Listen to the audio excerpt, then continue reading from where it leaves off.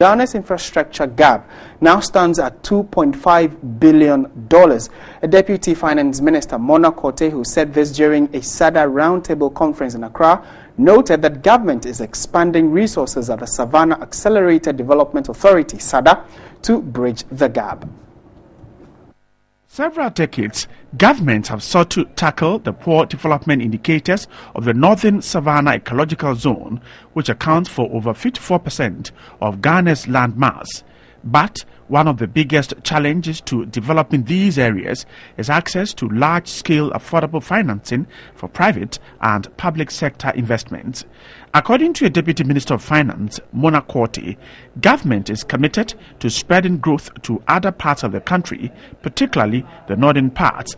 Mona Korte stressed government is expanding resources at the Savannah Accelerated Development Authority, SADA, to bridge the infrastructure gap to ensure socio-economic transformation of the country. Poverty in the north has led to chronic food insecurity, resulting in vulnerable livelihood of the people in some parts of the north.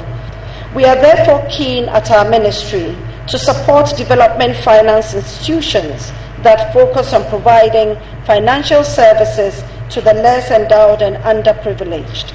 The Chief Executive Officer of SADA, Charles Abugiri, said a comprehensive policy has been drafted to mitigate development challenges in the SADA zone. SADA has responsibility for virtually most sectors because the purpose is not just to reduce poverty. The purpose is to transform the economy and the conditions of life of the area. As for sustaining SADA, the institution, your ways of working, your approach. In other business news this evening, aggrieved customers of some financial investment companies in the German South District of the Bonohaf region have petitioned the Regional Coordinating Council to intervene for the release of their investments. The 5 microfinance agencies have gone under with investments from hundreds of clients. The demonstration at companies include Justa Motors Investment, God is Love Fan Club, Perfect Edge Business Group, Prime Innovation Fan Club, and Little Drop Helping Hand. The 5 microfinance companies allegedly collected monies from the clients for investments with a promise to pay them the principal with interest ranging between 60 and 70%. However, the accounts of the companies were frozen by the Bank of Ghana. Amidst tight security, the protesters paraded through some main streets of the district capital and later converged at the premises of the main Drobo police station. A spokesperson for the group, John Atamensa, presented the petition to the district chief executive of German South. Any money that is invested will be attracted 50, 60 or 70%. Certificates were there, we didn't know, so we were just doing until recently that we were told their accounts have been freezed. The district chief executive promised to forward the petition to the appropriate authorities for action. I have heard your petition and now present it to the president.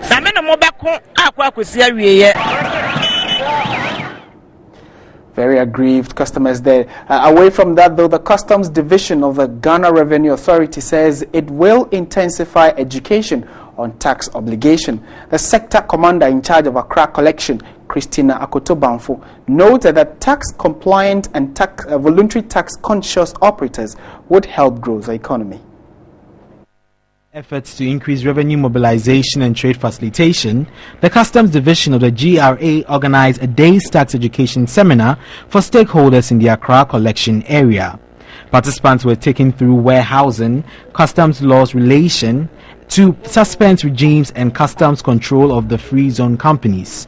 According to the Deputy Commissioner in charge of Preventive, Frank Jones-Aban, tax evasion and non-compliance are major challenges facing the division. We act on intelligence, and the resources placed before us are also used. For instance, we track information from our databases and to be able to do post-audit.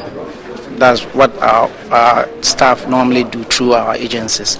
So through some of these things, we are able to track and then get the payment back on some of these people who are trying to evade duties and taxes.